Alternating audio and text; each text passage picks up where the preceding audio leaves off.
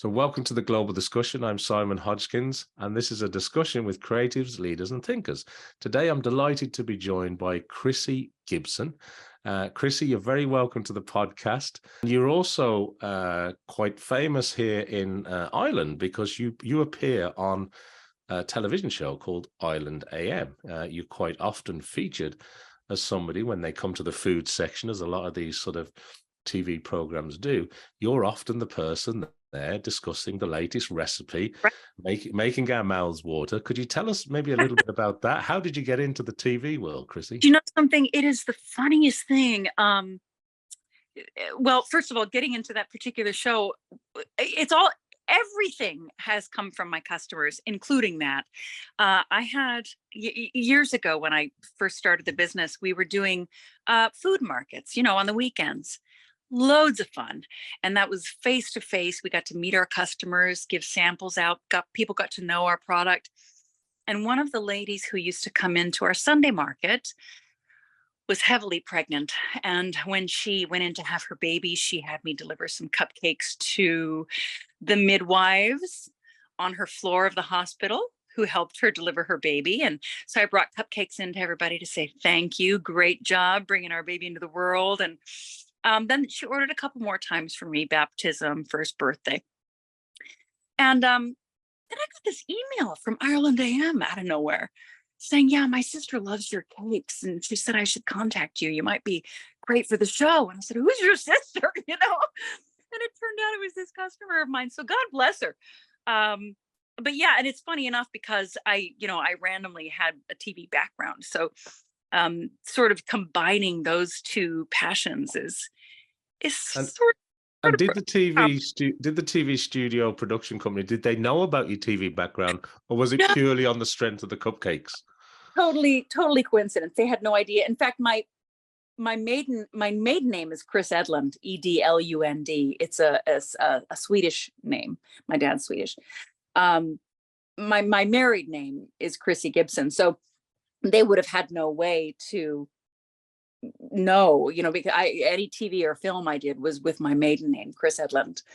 And I still do voiceover. I have a recording studio here at home, and I use my maiden name for that still because I still record a lot of voiceover. But yeah, so one of the hosts a few years ago, I don't know, three or 4 years ago on the show, Simon Delaney, he outed me, and he said, "Oh yeah, one of our team members was on Frasier. Can you guess who it was?" And they're like, "What? What?" "Yeah, Krissy Gibson was on Frasier several years ago. But if you look for me there, you won't find me because it's under my maiden name." That's wonderful. And Simon Delaney, I suppose, in his own right, is very well known in television in Ireland and also internationally for his own films. He's been in quite a number Yeah. of films at this Oh, stage, he's such a hasn't he? talented guy. Yeah, Yeah. such a And talented. and so you were TV and film historically. Yeah, yeah. I got my degree in theater, and Yeah. I did TV and film for, I don't know, I guess about 10 years in LA before I moved here. And moving to Ireland, I live in Dublin. Moving to Ireland was also sort of a like weird, wasn't supposed to happen type of deal. It's funny, isn't life funny? Kind of where you end up, and Yeah, it sure the, is. the It things sure the is. things that all come together to land you where you are. So from theatre to Frasier to Dublin, Yeah. and to TV here. Um, the other thing I'd like to ask you, um, we'll just put the business and the acting and the voiceover work and everything else you're involved in. It sounds like you've got a wonderful year ahead, by the way. Um, Fully. I wanted to ask you a couple of other questions if I can just change Of gear course. for a moment. So I'm very interested with all that going on. How do you onboard information? What your learning style is? Are you an audiobook person? Do you like reading physical books? Are you just absolutely exhausted and you just want to watch Netflix for an hour just to chill out? How? Have you been watching me? Yeah, no, actually, boy, you kind of hit the nail on the head there. I do love Netflix, but my learning is audiobooks.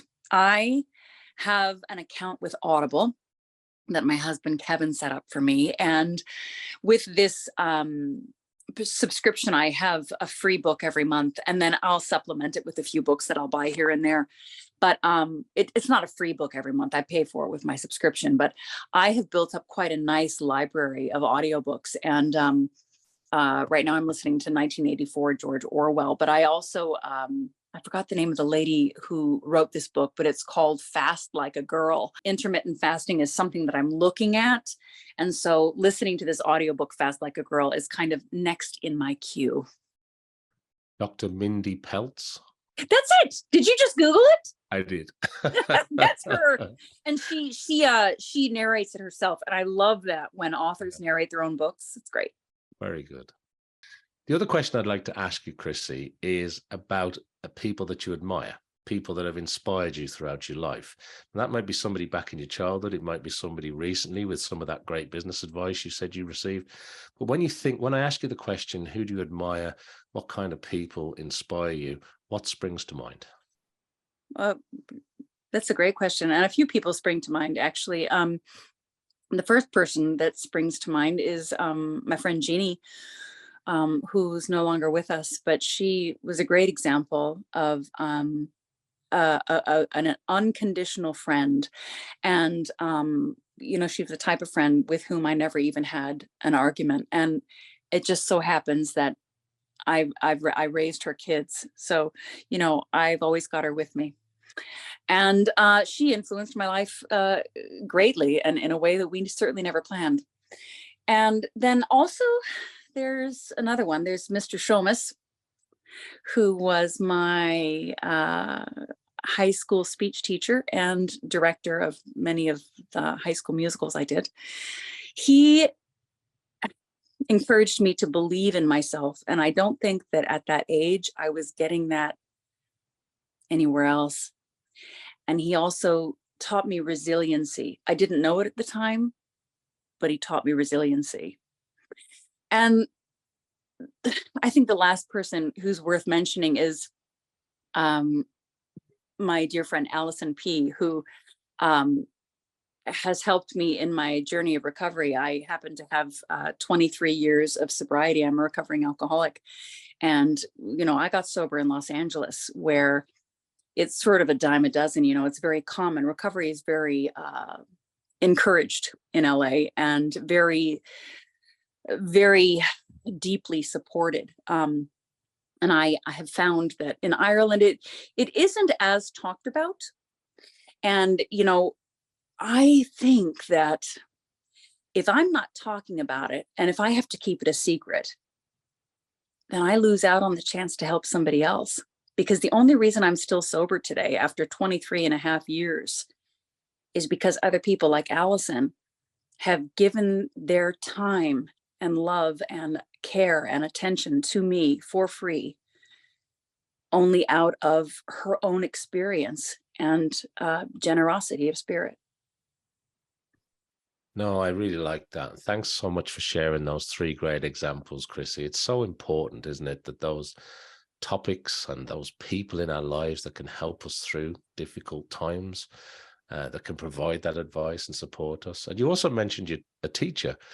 And, now and again, people will mention a teacher, and that it's that one person that maybe believed in you early on when maybe not a lot of other people were believing in you, or inspired you into a particular path at that time that you never forget. I'm 52 years old, and I still think about Mr. Shomas. Yeah, incredible. That's something, isn't it? Yeah. Well, thank you for sharing that. My pleasure. The other thing I wanted to ask you about, I'm going to go back to the word advice, because you mentioned you got a lot of great business advice recently, but it doesn't have to be business advice. Mm-hmm. But when I ask you about advice that people share with you, has there been anything that you think will shape the next 12 months that you've taken to heart?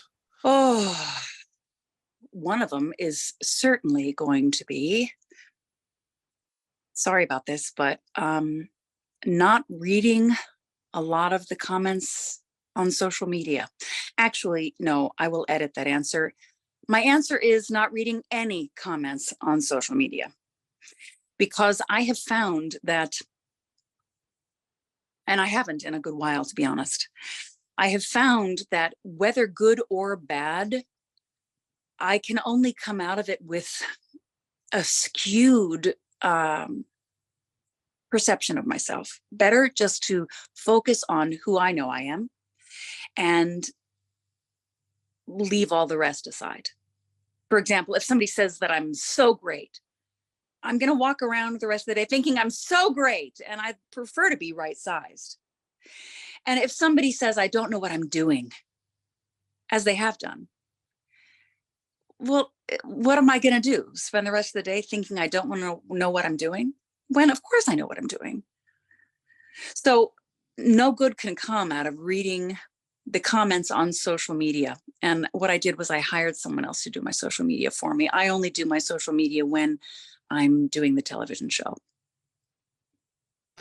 That makes a lot of sense. And I don't think you'll be the first one to talk about the trials and tribulations of social media and trolling and comments, and whether it's actually helping us or not. There's a whole science and backstory to the pros and cons and how these. It's a tricky road to navigate, isn't it? Yeah, absolutely. I think that's a great answer. I suppose as we come towards the end, there's just a couple of quick questions I want to squeeze in, Krissy. One is, as you look forward over the next 6 to 12 months, what are you hoping to achieve? What are you passionate about? How does planning work for you now? Because you're still extremely busy. I would like to, this is going to contradict my last answer, but I would like to create more of a presence on social media, because I have seen the power of it, and I can create more reels, and I can engage face to face with my customers on video on social media without engaging in the comments so much. Do you know what I mean? Yeah. And so, social media, anybody would tell you that it's this incredible platform that we all have now.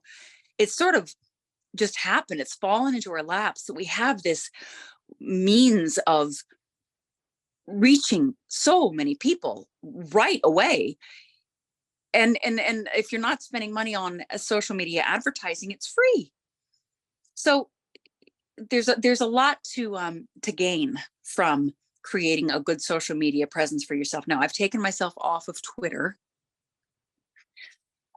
Don't feel good about Twitter anymore, but I'm on Instagram and Facebook, and I think I might even start doing TikTok soon. We'll see if I can be taught. I think I can be taught. Yeah, and you raise a very interesting point, because you don't have to be on all the platforms. You can pick and choose. It's up to you how you engage. Yeah. And I think the other thing is, it is a challenge too, because being on national television and also trying to grow a business, it's hard not to engage with these tools because there are benefits as well as, advantages and disadvantages. Right. But mental health, though, mental health is crucially important. And if I read any comments on social media, I have noticed that my mental health is affected, and I cannot afford that. Not only for my family, for my business, for my recovery, and for my sleep patterns. It's just not worth it. So I can put stuff out there on social media, but I do not take it in. Make sense?